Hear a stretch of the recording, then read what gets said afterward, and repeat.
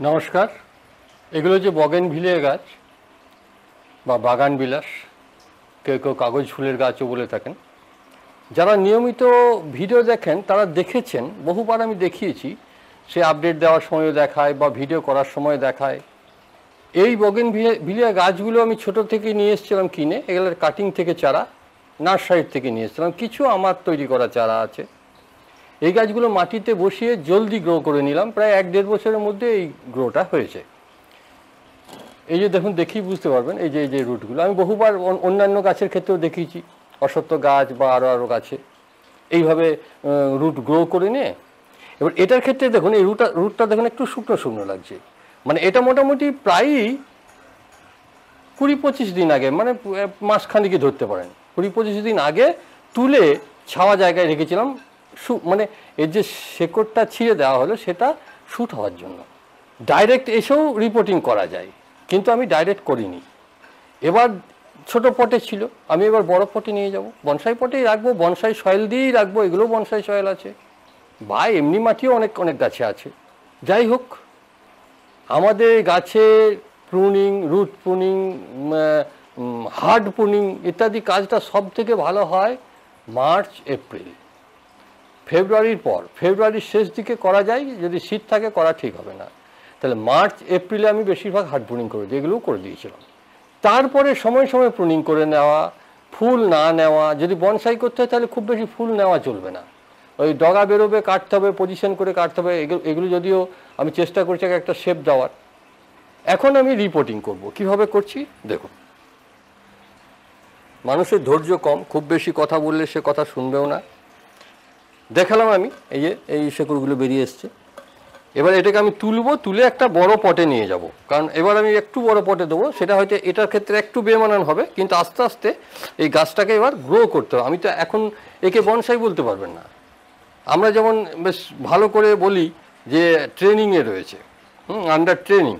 এখন under training কথাটার মানে হচ্ছে এই যে বনসাইয়ের কাজ চলছে। মানে সোজা কথা আমাদের গদা বাংলায় বলা যেতে পারে যে বনসাইয়ের কাজ চলছে। অতএব এই সময় আমাকে পটের সাইজ একদম অ্যাডজাস্টমেন্ট করতে হবে এমন কোনো কথা নেই। এটা ছোটোবেলায় লাগিয়েছিলাম, সেই পটটাই রয়ে গেছে, মাটিতে গ্রো করছিলাম বলে। এখন আমি একটু ওভার সাইজের পট ব্যবহার করব এবং মাটিতে আবার নামিয়ে দেবো। তবে ওভার সাইজের পট গ্রো করলে রুটটা একটু ছড়িয়ে যাবে। হোল আছে 3টে করে, সব প্রত্যেকটা পটে আমার। এগুলো, এই পটটা অনেকটা ভালো। এখানে 4টে রয়েছে, কিন্তু মাঝের পট ফুটোটা ঠিক নেই। এই ফুটোগুলো ঠিক না থাকলে একটু ঝেড়ে দিলেই হয়। দেখুন এখানে মাঝে একটা চেষ্টা করেছে, কিন্তু ফুটোটা হয়নি। এদিকে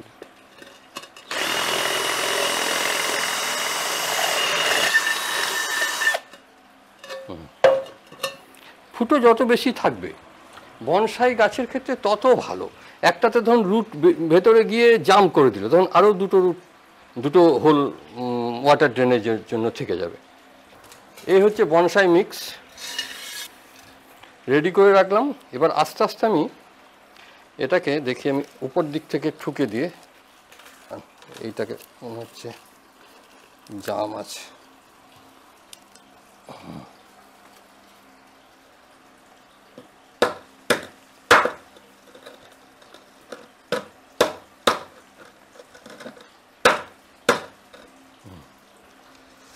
এবার আস্তে আস্তে শেকড় যদি ধরে থাকে তাহলে মাটিটা ভাঙবে না। এবার হালকা করে, মানে খুব, আমার ওয়েল ড্রেনেজ সয়েল সবসময় মনে রাখবেন। এগুলো মানে মাটি, কিন্তু বালির ভাগ অনেক বেশি। কিছুই পেলেন না, মোটা দানার বালি ভরে দেন, আর কিচ্ছু করার দরকার নেই। এবার এটা আমার ভাঙার কোনো প্রয়োজনই নেই, কারণ কি, এটা তো আমার মোটা দানার বালি আছে। এটা হচ্ছে আমার বনসাই সয়েল। নিচের দিকে ফুল জল দিয়ে দেবো। জল দিয়ে দেওয়ার পর ফুল যখন মানে একটা জলের পাত্রে নামিয়ে রাখবো কিছুক্ষণ। উপর থেকেও জল দিয়ে দেওয়া যায়, কিন্তু জল দেওয়ার পর এখন ঘাঁটা চলবে না, তাহলে কেউ মাটিটা জ্যাম হয়ে যাবে। ওটা কখনোই করবেন না। এই শুকনো অবস্থায় যা করার করে নিলেন, তারপর হয় জলের ট্রেতে নামিয়ে দেন, 10 মিনিট পর তুলে নিয়ে সাইডে কোথাও রেখে দেন। সব থেকে ভালো ওই সিস্টেমটা। মাটি যেটুকু বসার সেটুকু নিজে নিজেই বসে যাবে। ধন্যবাদ।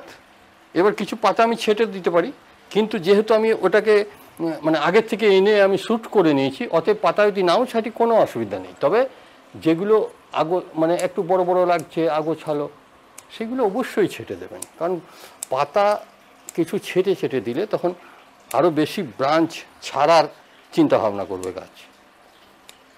মেনলি আমরা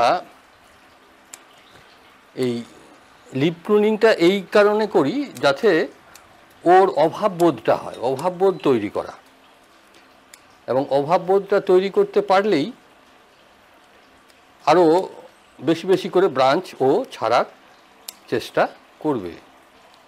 এখন ফুলের আশা এখন ত্যাগ করতে হবে যদি বনসাই করতে হয়। বারবার বলছি, যে কোনো গাছের ক্ষেত্রে, ফুল গাছের ক্ষেত্রে বনসাই করতে চাইলে প্রথম দিকে ফুলের আশা ত্যাগ করতে হবে, ব্রাঞ্চ বাড়াতে হবে, ছোট রাখার চেষ্টা করতে হবে, একটা আপনার মতো করে একটা শেপ দেবেন। আমি বলবো না যে কেউ একজন বলে দিয়েছে তার মতোই শেপটা দেন আপনি, সেটা বলবো না, ও আমিও পছন্দ করি না এ ধরনের মানুষের। বনসাই বলতে আমাদের বাংলায় মোদ্দা কথা যে বেঁটে বেঁটে বা বামন, এই কথাগুলো ব্যবহার করা যায় ওর প্রতিশব্দ হিসাবে। হালকা জল এখানে দিয়ে দিচ্ছি, যদিও মাটিটা ভিজা ছিল, গোড়াকা মাটিটা।